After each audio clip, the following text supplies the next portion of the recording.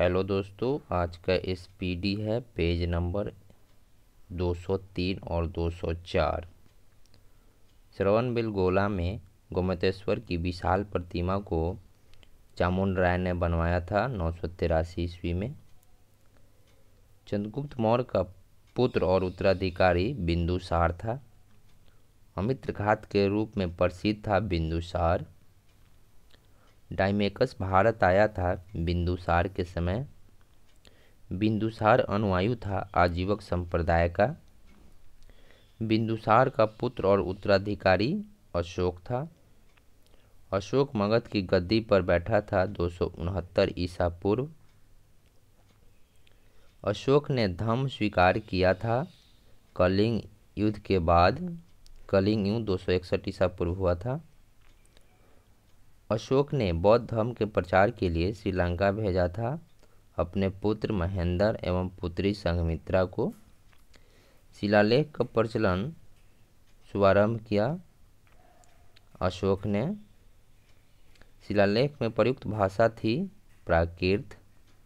शिलालेख में प्रयुक्त लिपि थी ब्राह्मी, ख्रोष्टी, ग्रीक तथा अरमाइक।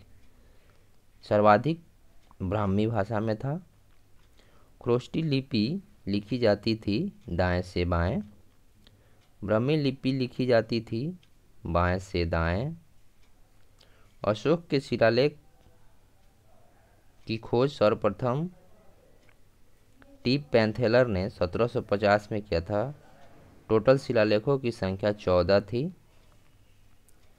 अशोक का सबसे लंबा स्तंभ लेख 7वां है। अशोक के अभिलेख को सर्वप्रथम पढ़ा था जेम्स प्रिंसेप 1837 में। अशोक का सबसे छोटा स्तंभ लेख है रुक्मणीदेयी। अशोक का नाम अशोक है मास्की एवं गुर्जरा अभिलेख में।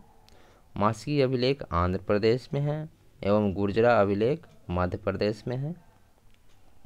अभिलेखों में अशोक को कहा गया है देवानाम प्रिय। अशोक ने स्वयं को मगध का सम्राट बताया है भारभू शिलालेख में। भारभू शिलालेख राजस्थान में है।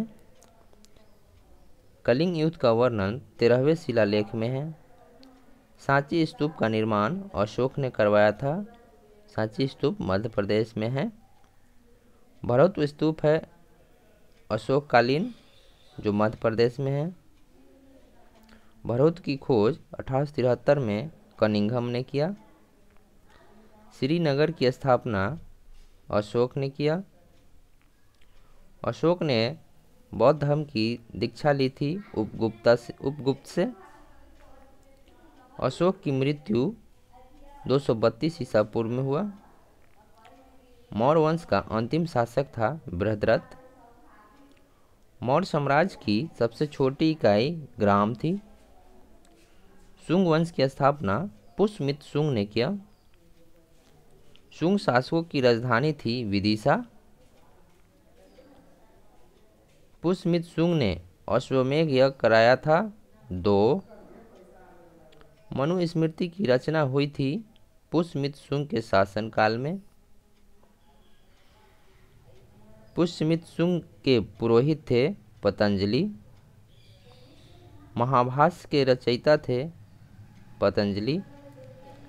योग दर्शन के प्रतिपादक थे पतंजलि।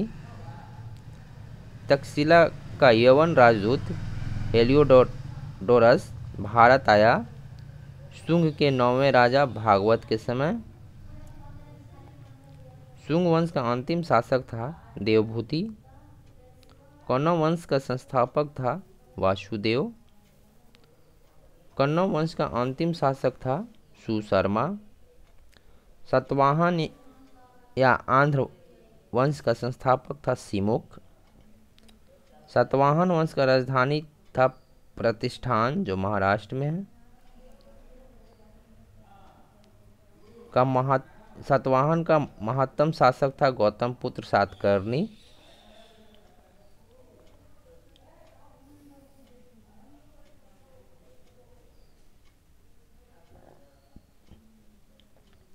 शीशक का सिक्का चलाया था सातवाहन ने।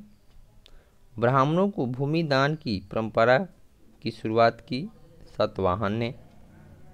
सातवाहन की भाषा एवं लिपि थी प्राकृत और ब्राह्मी। कलिंग के चेदी राजवंश का संस्थापक था महामेघवाहन। चेदी वंश का शक्तिशाली शासक है खारवेल। हाथी गुफा शिलालेख उत्कीर्ण कराया था कलिंग नरेश खारवेल ने।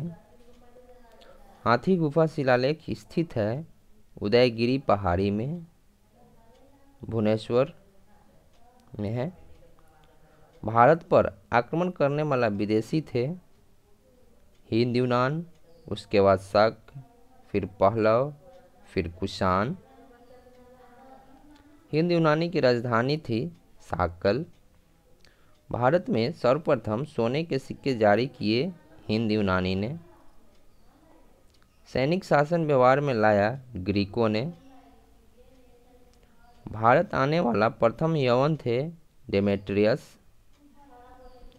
प्रमुख हिंद यूनानी शासक था मिनांडर। मिनांडर को हराया था पुष्यमित्रशुंग ने। मिनांडर ने बौद्ध धर्म की दीक्षा ली नागसेन से। मिलिंद पनह ग्रंथ की रचना नागसेन ने किया। यूनानियों के बाद भारत आए शक। शकों का सबसे प्रतापी शासक था रुद्रदामन। सुदर्शन झील का जीर्णोद्धार किया था रुद्रदामन।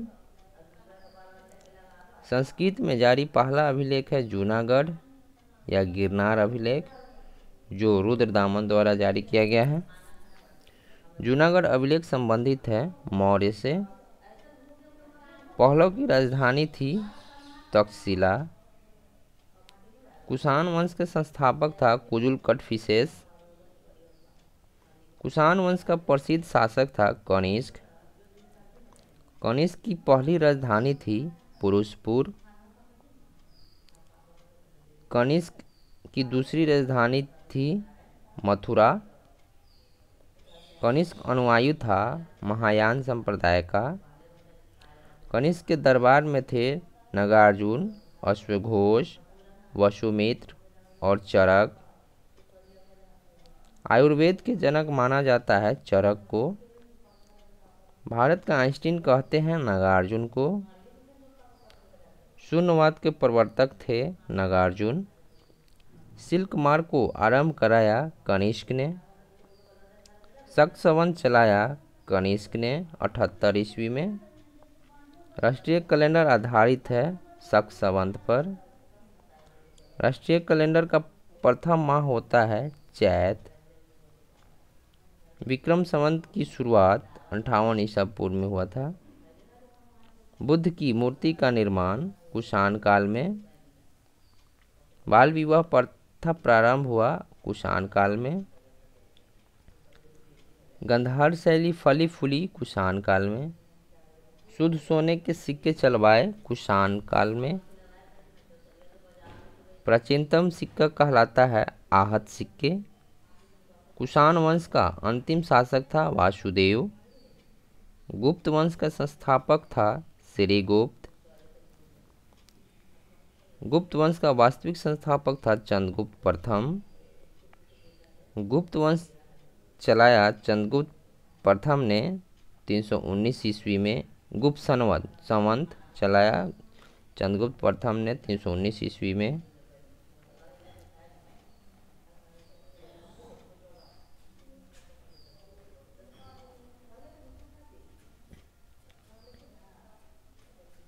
चंद्रगुप्त प्रथम का उत्तराधिकारी था समुद्रगुप्त। सिक्कों पर बिना बजाते स्थित हैं समुद्रगुप्त। समुद्रगुप्त को भारत का नेपोलियन कहा था विसेंट आर्थर ए स्मिथ ने। समुद्रगुप्त का दरबारी कवि था हरिसेन। प्रयाग प्रस्थि लेख से जानकारी मिलती है समुद्रगुप्त के संबंध में। इसका रचना हरिसेन ने किया है। समुद्रगुप्त का उत्तराधिकारी हुआ चंद्रगुप्त द्वितीय। चंद्रगुप्त द्वितीय ने दूसरी राजधानी बनाया था उज्जैन को पहली पाटलिपुत्र। चंद्रगुप्त द्वितीय को विक्रमादित्य भी कहा जाता है। आर्यभट्ट, कालिदास, धन्वंतरी, वराहमिहिर, सुश्रुत, छनपक थे चंद्रगुप्त द्वितीय के दरबार में। वराहमिहिर खगोलविद थे, आर्यभट्ट गणितज्ञ थे। दशमलव प्रणाली का विकास आर्यभट्ट ने किया। मेघदूत, कुमार संभव की रचना कालिदास ने की। शल्य चिकित्सक के जनक थे सुश्रुत। गीत गोविंद के रचयिता थे जयदेव। पंचतंत्र के लेखक है विष्णु शर्मा। प्रसिद्ध चीनी बौद्ध यात्री फाहियान आया था चंद्रगुप्त द्वितीय के काल में 5वीं शताब्दी में। सर्वाधिक स्वर्ण मुद्राएं जारी किए गुप्त काल में। चांदी का सिक्का को सर्वप्रथम चलाया था चंद्रगुप्त द्वितीय ने शकों पर विजय के उपलक्ष्य में। महरौली में स्थित राजा चंद्र के लौह स्तंभ को बनाया था चंद्रगुप्त द्वितीय ने। चंद्रगुप्त द्वितीय का उत्तराधिकारी कुमारगुप्त था। नालंदा विश्वविद्यालय की स्थापना कुमारगुप्त ने किया। नालंदा विश्वविद्यालय को ध्वस्त किया था बख्तियार खिलजी, ये गोरी का सेनापति था। कुमारगुप्त प्रथम का उत्तराधिकारी स्कंदगुप्त हुआ। हुन्नों का आक्रमण हुआ स्कंदगुप्त के समय। सुदर्शन झील का पुनरुद्धार किया स्कंदगुप्त ने। हुन्नों को पराजित किया था स्कंदगुप्त ने। गुप्त वंश का अंतिम शासक था विष्णुगुप्त। गुप्त काल की राजकीय भाषा थी संस्कृत। गुप्त काल में भूमि राजस्व दर था उपज का 1/6। प्राचीन भारत का स्वर्ण युग है गुप्त काल। मंदिर बनाने की कला का जन्म हुआ गुप्त काल में। गुप्तकालीन रजत मुद्राएं कहलाती थी रूपक। गुप्तकालीन स्वर्ण मुद्राएं कहलाती थी दिनार। पुष्यमित्र पुष्यभूति और वर्धन वंश के संस्थापक पुष्यभूति वर्धन थे। प्रभाकर वर्धन का पुत्र राजवर्धन और हर्षवर्धन थे। हर्षवर्धन ने अपनी राजधानी थानेश्वर से स्थापित किया कन्नौज। हर्षवर्धन को अन्य नाम है शिलादित्य। भूमि देने की सामंती प्रथा का प्रारंभ किया हर्षवर्धन। चीनी यात्री हेनसांग भारत आया था हर्षवर्धन के शासनकाल में। हेनसांग द्वारा लिखित पुस्तक है सीयू की।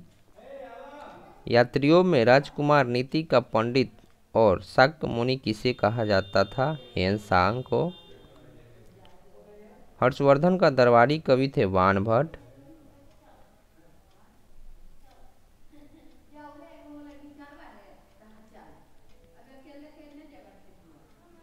हर्षचरित्र एवं कादम्बरी के रचयिता थे वानभट्ट। हर्षवर्धन प्रत्येक 5 वर्ष बाद धार्मिक सम्मेलन आयोजित करता था प्रयाग में। हर्षवर्धन के काल में भू राजस्व दर था 1/6। पुलकेशिन द्वितीय ने हर्षवर्धन को 634 ईस्वी में पराजित किया था नर्मदा नदी के तट पर। भारत का अंतिम हिंदू सम्राट था हर्षवर्धन। संगम युग का महान शासक था करिकाल। संगम का अर्थ है कवियों की गोष्ठी या सभा। प्रथम एवं तृतीय संगम हुआ था मदुरई में। द्वितीय संगम हुआ था कपाटपुरम। प्रथम संगम के अध्यक्ष थे अगस्त ऋषि। द्वितीय संगम के अध्यक्ष थे अगस्त ऋषि। तृतीय संगम के अध्यक्ष थे नकीकर। तीनों संगमों का आयोजन किया गया था पांड्य राजाओं के संरक्षण में। संगम साहित्य से किन तमिल प्रदेशों का विवरण प्राप्त होता है? चोल, चेर और पांड्य। चोल राज्य का प्रमुख शासक है करिकाल। पुरी के जगन्नाथ मंदिर का निर्माण करवाया था अनंत वर्मन चोडगंग ने। भुवनेश्वर में लिंगराज मंदिर का निर्माण करवाया सोमवंशी राजा याति केसरी। कोणार्क के सूर्य मंदिर को बनवाया नरसिंह देव वर्मन प्रथम ने 13वीं सदी में। तिरुपति मंदिर है आंध्र प्रदेश में। अंकोर वाट का विष्णु मंदिर है कंबोडिया में। नटराज मंदिर स्थित है चेन्नई में। मीनाक्षी मंदिर स्थित है मदुरई में। पांड्य वंश की राजधानी थी मदुरई। पल्लव वंश का संस्थापक था सिंह विष्णु। पल्लव की राजधानी कांची। महाबलीपुरम के रथ मंदिर का निर्माण पल्लव शासक नरसिंह वर्मन प्रथम ने। कांची के कैलाश मंदिर तथा महाबलीपुरम के तट मंदिर का निर्माण करवाया नरसिंह वर्मन सेकेंड ने। पल्लव वंश का अंतिम शासक है अपराजित। चालुक्यों की 3 शाखाएं थी कल्याणी का चालुक्य, वातापी चालुक्य, वेगी का चालुक्य। वातापी के चालुक्य के संस्थापक था जय सिंह। वातापी और बादामी के चालुक्य का महान शासक था पुलकेशिन द्वितीय, जिसका राजधानी वातापी है। पुलकेशिन द्वितीय से संबंधित जानकारी मिलता है रविकृति के ऐहोल अभिलेख से, जो कर्नाटक में है। हर्षवर्धन को हराया था पुलकेशिन द्वितीय ने। पुलकेशिन द्वितीय को हराया था नरसिंह वर्मन प्रथम ने। वातामी बादामी के चालुक्य वंश का अंतिम शासक था कृति वर्मन द्वितीय। बेगी के चालुक्य का संस्थापक था विष्णुवर्धन।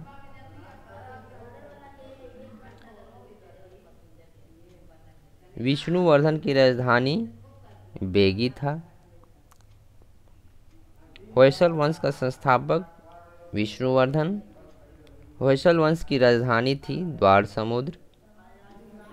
द्वार समुद्र का अन्य नाम है हलेबीड। होयसल वंश का अंतिम शासक है बल।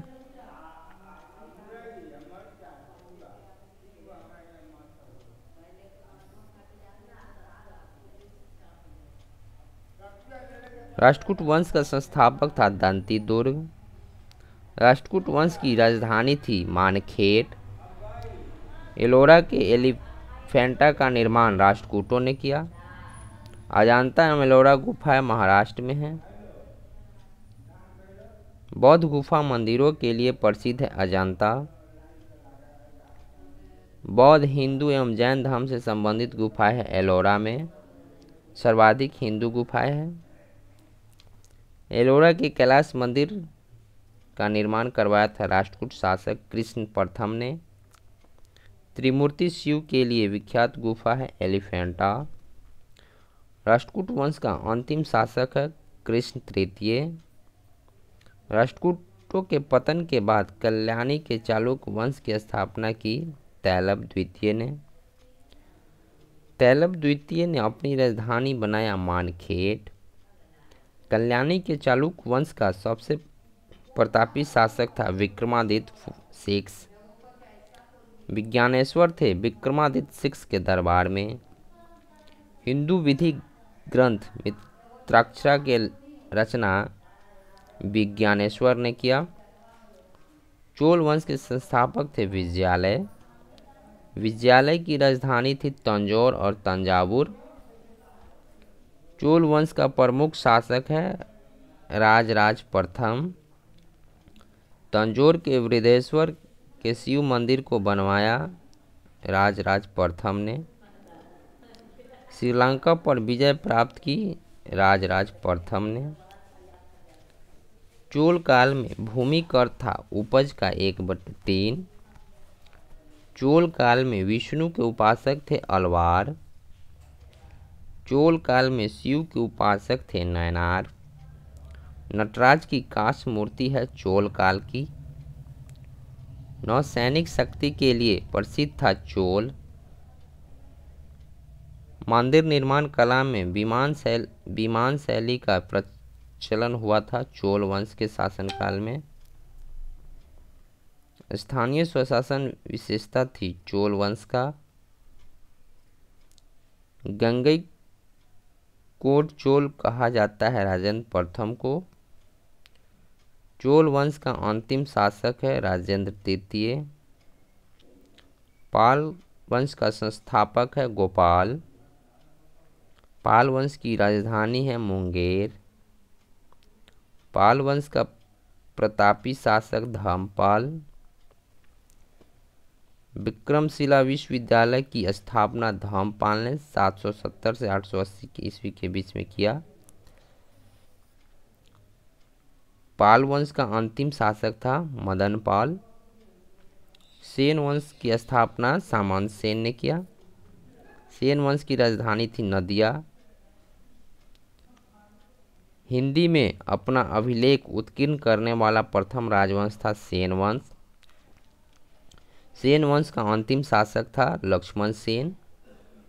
बंगाल का अंतिम हिंदू शासक है लक्ष्मण सेन। लक्ष्मण सेन के दरबार के विद्वान थे जयदेव। लोहार वंश का संस्थापक था संग्रामराज। हर्ष शासक था लोहार वंश का। हर्ष का दरबारी कवि था कलहन। कश्मीर के इतिहास के बारे में जानकारी मिलती है कलहन रचित राजतरंगिणी से। लोहार वंश का अंतिम शासक था जय सिंह।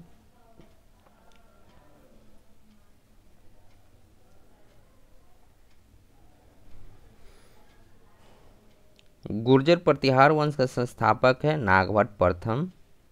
दिल्ली नगर की स्थापना की थी तोमर नरेश अनंगपाल ने 11वीं सदी में। गुर्जर प्रतिहार वंश का अंतिम शासक है यशपाल। गहरवाल वंश का संस्थापक था चंद्रदेव। गहरवाल वंश का अंतिम शासक है जयचंद्र। 1194 ईस्वी के चंदावर के युद्ध में जयचंद को मार डाला था मोहम्मद गोरी ने। चौहान वंश का संस्थापक था वासुदेव। अजमेर नगर की स्थापना एवं अपनी राजधानी बनाया था चौहान वंश के अजय राज द्वितीय ने। चौहान वंश का अंतिम शासक था पृथ्वीराज तृतीय। अन्य नाम था पृथ्वीराज चौहान। पृथ्वीराज चौहान का राजकवि है चंद्रवरदाई। पृथ्वीराज रासों की रचना की है चंद्रवरदाई ने। पृथ्वीराज चौहान ने मोहम्मद गौरी को हराया था।